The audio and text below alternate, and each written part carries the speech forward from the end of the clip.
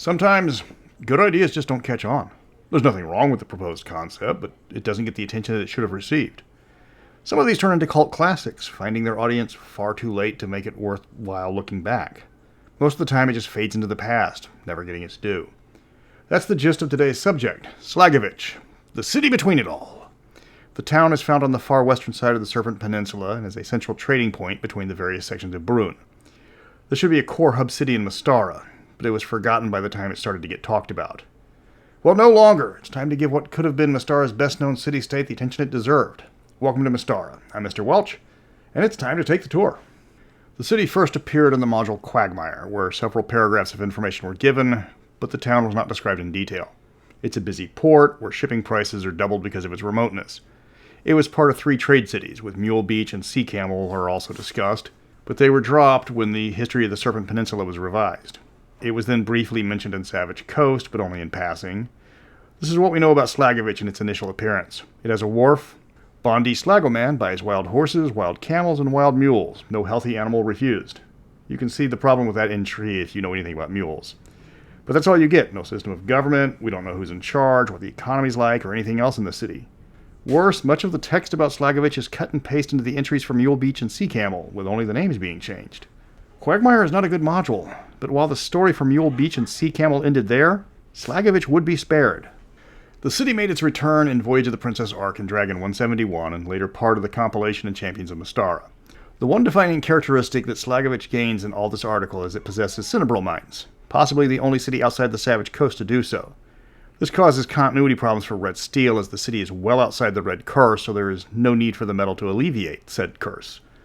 The town is also outside the influence of the Inheritors, as those with legacies start to lose them in Slagovich. This is because it was introduced when the idea behind Red Steel was far different from the second edition version that we got. The lore behind the cinnabril mine doesn't make a lot of sense in the Red Steel setting. Just keep that in mind if you're going to use this city.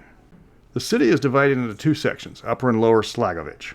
Lower Slagovich was the original location of the city, founded on a natural cove and a rare break in the cliffs that dominate the area. There isn't much to Lower Slagovich, as the creation of Upper Slagovich reduced the need for it. Now it's a fishing village, still protected by the cove, but ignored by the merchants and caravans. It's located a mile south of Upper Slagovich, and new visitors don't often realize the 2 areas are the same city. There's not much information passed out on Lower Slagovich. It has nothing for visitors. They have nothing to sell unless you want to buy fish. Upper Slagovich is the part of the city that merchants flock to. This is located at the top of the plateau and where the bulk of the population lives, mostly in slums. The plateau is nowhere near as impressive as the Great Plateau of Etrugan, but it's still a couple of 100 feet tall. The city is built over a large cavern at the base of the plateau, leading to the lock system that Slagovich is famous for. Ships enter the cavern through an entrance that has been widened to fit the largest merchant vessels. Once inside, the cavern is closed and flooded with the help of a naturally occurring portal to the plane of water. The ships are lifted to the top of the plateau, where they make their way to an artificial harbor and unload their cargo. Ships that don't want to pay the exorbitant fee can unload their cargo at the bottom and have it lifted via elevators, but that takes much longer. So spend a lot of money to get unloaded now, or save the money and risk being beaten to market. Your choice. A side benefit of the lock system is the innovative hydraulic system that Slagovich engineers designed. The town has running water and a transit system with moving cars along the steeper parts of the city, and drawbridges and other moving features are found all over the city. Ships are unloaded with cranes that utilize this system, making getting your goods to the docks easier than anywhere else. This only applies to Upper Slagovich, and then only to the Market District and the more affluent neighborhoods. The population is heavily divided between the rich and the poor. If you're not a merchant, you're most likely dirt poor. The hydraulic system has reduced the need for physical labor, so those careers are relatively scarce. Lower Slagovich is practically a shanty town compared to the wealthy areas on the plateau. Most of the poor live outside the city walls in the northern area that lack most of the amenities found inside the city proper. They lack running water and scratch out a living as farmers or selling goods to the constant stream of merchant ships and caravan that flock to Slagovich. The exact population of the city has never been given in any official supplement that has been mentioned in. It's always stuck around as part of Mystara lore, talked about in various modules, seen on numerous maps without much explanation. There isn't much official lore that isn't given to you directly. You have to glean it from people talking about the city.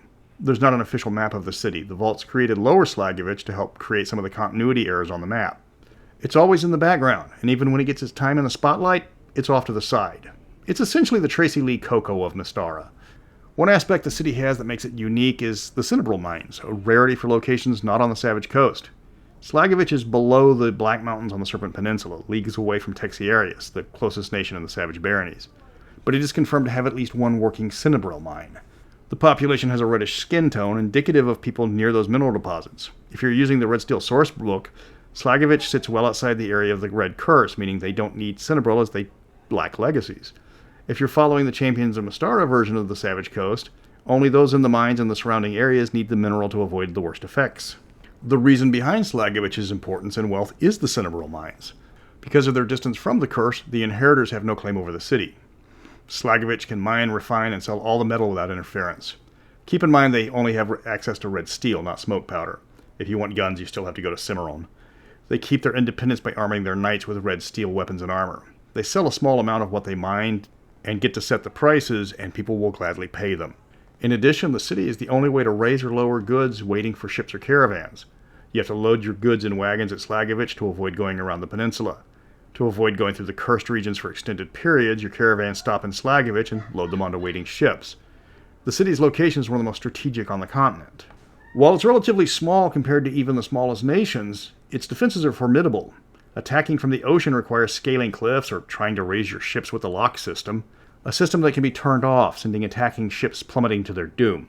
Slagovich can only be approached in a specific direction from the top of the plateau. They can't be put under siege because of their access to the ocean. Their knights are numerous, and all of them sport red steel armor. While they don't possess enough men to be an expansive power, none of their neighbors are going to be able to take them by force because of their superior troops and positioning.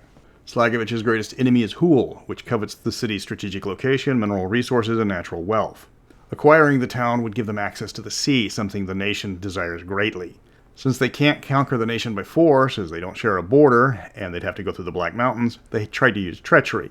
This involved attempting to get the commander of the Knights to overthrow Margrave Meows II, but thanks to the effort of a certain Alphatian admiral, the plan was thwarted.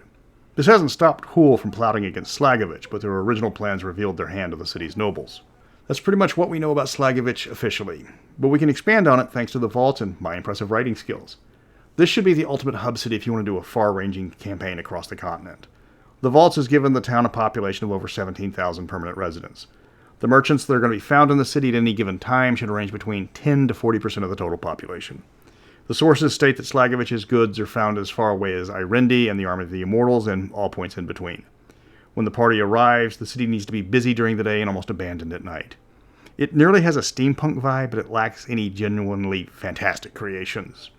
The hydraulics are powered by mundane means, even if the source is the plane of water. There's piping everywhere in the city. Bridges are constantly moving to make way for ships. Stress the kinetic energy that permeates the place from all the moving parts. Cargo is moved overhead via cable cars or cranes. People move around on trolleys instead of horse-drawn carriages. If you're going to use Slagovich as a hub, just about all items are going to be found here, though the prices will be high. Red steel items cost triple that of regular items, and that's just for the natives. Firearms from Cimarron are available for purchase, though at great prices, and smoke powder quantities fluctuate wildly, so don't miss. Ships from every ocean-going nation, from Thyatis to Balaine, will sit at the docks. Caravans from Darrakan arrive weekly. You can have Yav merchants hawking elephants for hefty prices, along with other exotic animals. Numerous temples are found in the city, each crammed with priests teaching the merits of the spheres and the immortals contained within. The city needs to feel claustrophobic due to its relatively small size compared to its population, along with the constant flow of merchants. At night, the city becomes almost recognizable as it is under curfew. Some of this was because of the servitor, the commander of the Knights who tried to usurp the Margrave, but the city has been under a nighttime curfew for decades. That's when the repairs to the hydraulic system are carried out and the streets are cleaned. The guards patrol the streets, and those who don't have permission to be out are rounded up and sorted out later. Punishments can be as light as cleaning the streets at night under guard, all the way to being sentenced to the cinnabril mines. Foreigners will be expelled from the city, risking fines or worse to their guilds if such is the case. The city announces the hours of the day with steam whistles. There's no mistaking when it's time to get home. Slagovich could have been its own box set, though its small size and population hamper it. To compare, it's less than 20% of the size of Sharn or Greyhawk City, and 1/100th of the size of Waterdeep. Still, it's a blend of multiple cultures at any given time because of the constant traffic. And who doesn't want to get involved in a bar brawl between Minorhead sailors and Darrakan caravanners? While it doesn't sell magic items openly like Glantry does, it's going to have a black market that if you look hard enough you'll find them. And that's Slagovich. It should have been more, but it arrived late to the party, and the lights turned off on Mystara before the spotlight got a chance to shine on it. Next week is the Thyacian Senate, a wretched hive of scum and villainy that can serve as the perfect political campaign. Until then, remember to watch out for pickpockets.